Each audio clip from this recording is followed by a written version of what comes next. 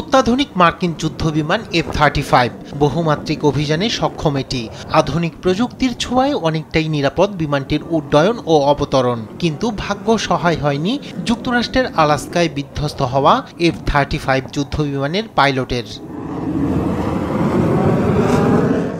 এবছরের ২৮ জানুয়ারি আলাস্কার আইলসন বিমানঘাঁটির রানওয়েতে ধাক্কা খেয়ে বিধ্বস্ত হয় বিমানটি।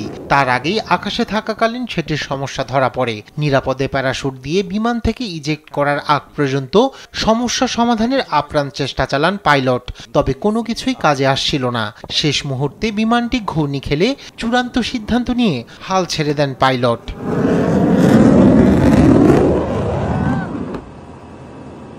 সম্প্রতি দুর্ঘটনার কারণ নির্ণয়ে প্রযুক্তি, প্রত্যক্ষদর্শী ও কৌশলগত উপায়ে প্রাপ্ত খণ্ড খণ্ড সূত্র মিলিয়ে একটি চূড়ান্ত প্রতিবেদন তৈরি করেন তদন্তকারীরা।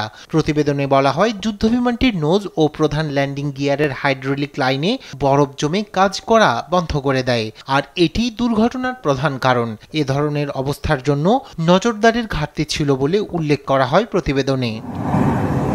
সমস্যা সমাধানের জন্য আকাশে উঠতে উঠতেই প্রায় ৫০ মিনিট ধরে প্রকৌশলীদের সঙ্গে কনফারেন্স কলে কথা বলেন পাইলট। সাম্প্রতিক বছরগুলোতে দাম কমানো হয়েছে এই যুদ্ধবিমানের। ২০২১ সালে একটি F-35 যুদ্ধবিমানের দাম ছিল প্রায় $১৩,৫৮,০০,০০০, যা ২০২৪ সালে কমে দাঁড়ায় $৮,১০,০০,০০০। খরচ কমাতে গিয়ে মান বজায় রাখা হয়নি বলে জেট প্রস্তুতকারী প্রতিষ্ঠান লকহিড মার্টিনকে দায়ী করছেন অনেকেই। রায়হান কবির শুভ্র, নিউজ ডেস্ক, দেশ টিভি।